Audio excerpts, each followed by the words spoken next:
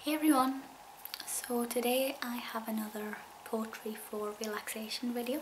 I have retitled this series of videos, and of course in this video I will read out a selection of poems, and it will be spoken in a soft spoken approach more frequently than it will be in a whisper, but sometimes I might descend down into a whisper. You'll see. So I've selected 3 poems. And as always, one of those poems is a poem by Lord Byron. And it's the last poem that I'll be reading, but I'll show you it just now. So it's from this beautiful, beautiful book. It's quite old, but I'm not sure there's a publication date on. We'll have a check. No, there isn't. As like most of my editions of his poetry, it's published by Frederick Warren & Co. And the poem I'm reading just now, or in about 5-10 minutes, will be on revisiting Harrow. And this is from Occasional Pieces. And I love Harrow. I love Harrow so much. It is such a beautiful school and it's very lovely to visit. So I'm looking forward to reading that one for you. The first poem that I'll probably read is from this book, The Nation's Favourite Poems. And for the most part, I do agree with the entries. Most of them I think are really nice, especially this one. This one is Lake Isle of Innisfree by Yeats. I'm a big fan of Yeats's work, and Lake Isle of Innisfree was, I think, the first Yeats poem I ever read or heard, if I remember rightly. As you'll see here, it's not a very long poem, just 3 stanzas, but it's such a gorgeous poem. And if you're interested, there is actually a recording on YouTube, I think from a radio show many years ago, of Yeats actually reading out that poem. And he has quite an eerie, spooky voice, and because the sound quality is not that great, it's quite bizarre to listen to. It's very good. And the last of the 3 poems is from the 100 Favourite Poems book, and it's got such a lovely cover. I love the design here. And this poem is a new discovery for me. I discovered it last night when I was looking for a poem that I'd like to read. This one's by Thomas Hardy, and it's the Darkling Thrush. And the reason that I am going to be reading this one to you today is because I really like the rhythm to it. Sometimes with poems, for example, Byron's on Revisiting Harrow, I like the meaning. I like the images it conjures of Byron's life, and I love to visualise Harrow. With the Yeats poem, there are some memories attached to it, but I like the visual aspect, the images it conjures up. But with the Darkling Thrush, the visuals in my mind are nice, but it's about the rhythm as I'm saying the words, the way they come out of my mouth. So hopefully you'll enjoy that aspect too. Please ignore this bizarre light. I've recorded 2 other videos today and it's been gradually following me over, and the sofa is next to me and I've been pulling the sofa closer and closer to me to shield it because it's coming from a window over there and the sofa's blocking it. But I can't really move the sofa any closer, so hopefully it won't, get in my face by the time we're done. So I think we will start with the Yeats poem, and I hope you like this one. The Lake Isle of Innisfree by W.B. Yeats. I will arise and go now, and go to Innisfree, and a small cabin built there, of clay and wattles made.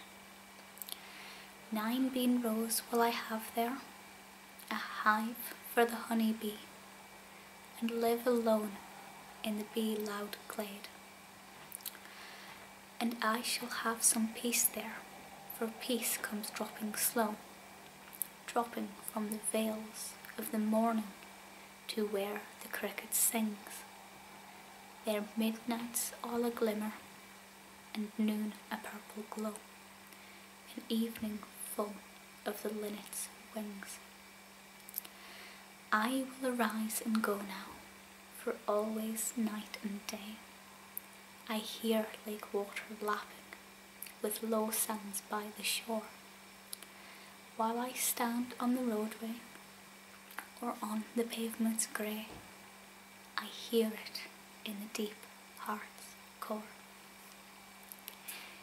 The funny thing about reading that is I always hear Yeats's voice from the video clip I was talking about, and he reads it really slowly, and I guess it has some kind of ASMR quality to it when he reads it, if the audio quality wasn't so bad.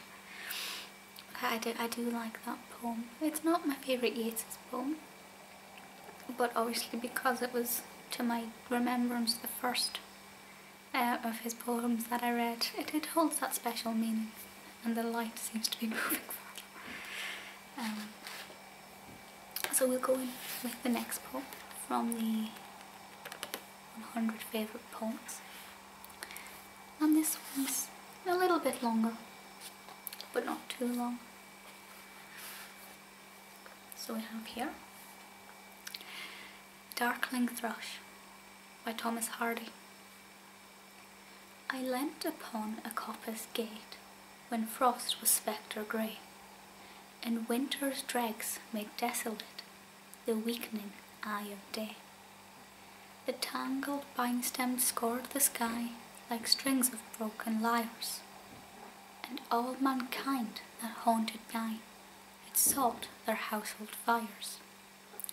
The land's sharp features seemed to be the century's corpse outleant, his crypt the cloudy canopy, the wind his death lament. The ancient pulse of germ and birth was shrunken, hard and dry, and every spirit upon earth seemed fervorless as I. At once a voice arose among the bleak twigs overhead, in a full-hearted evensong of joy illimited. An aged thrush, frail gaunt and small, in blast of a ruffled plume, had chosen thus to fling his soul upon the growing gloom. So little cause for carolings of such ecstatic sound was written on terrestrial things afar or nigh around, that I could think there trembled through his happy good night air some blessed hope whereof he knew, and I was unaware. I love it. I love the length of the sentences. I love the rhyme scheme to it. There's just so much about that poem that I love, and I know nothing about it. I don't know anything about its composition, so I'm probably going to have to go into Google after this and see what I can find out, because I'm one of those people that likes context to poetry. I know, and I understand this, I know that some people would rather read a poem on its own without external factors like, you know, the poet's life or who it was addressed to, without all that seeping in.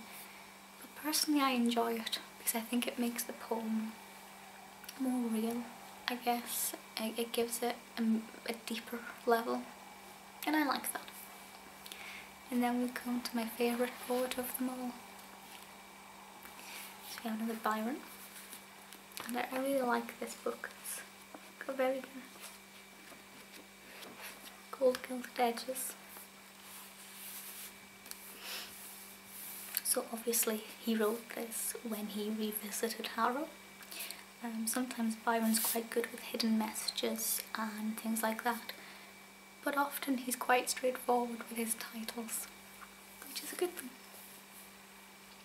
Again, this is only 4 stanzas on Revisiting Harrow by Lord Byron. Here once engaged the stranger's view, young friendship's record simply traced. Few were her words, but yet though few, resentment's hand the line defaced. Deeply she cut, but not erased, the characters were still so plain, that friendship once returned and gazed, till memory hailed the words again. Repentance placed them as before, forgiveness joined her gentle name. So fair the inscription seemed once more, that friendship thought it still the same.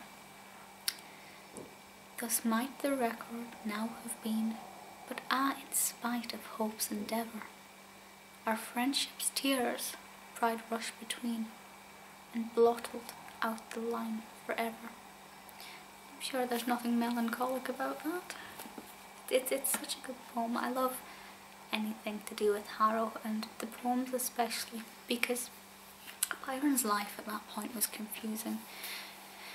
We have various aspects going on with his life, namely Mary Chaworth. Mary Chaworth, I can't show you, but there's a picture on my wall of Mary up there, and he was romantically infatuated with her, and it was not returned at this stage in his life. And then she realises too late that she loves him, and he's already in Switzerland and he's having dreams about her, and she's married, and it's chaotic. But it all started at the time when he was at Harrow. He actually refused at one point to return to Harrow because he wanted to spend his time with Mary. It's typical of Byron. I'm trying to not yawn if I'm making funny facial expressions. But I hope you enjoyed those 3 poems. I particularly like them. I would love any suggestions for poems. I'm currently working my way through those 2 poetry books to find poems that I liked. Then after those I'll probably get another poetry book. Because I think the great thing about collections of poets is that there's always going to be a few poets you've never heard of. And of course plenty that I have. Thank you for watching this video. Do let me know if you have any thoughts or suggestions or general comments. Also any ASM artists that you think I should check out, let me know, because I'm always keen to discover new people. Thank you for watching, and I'll see you all next time.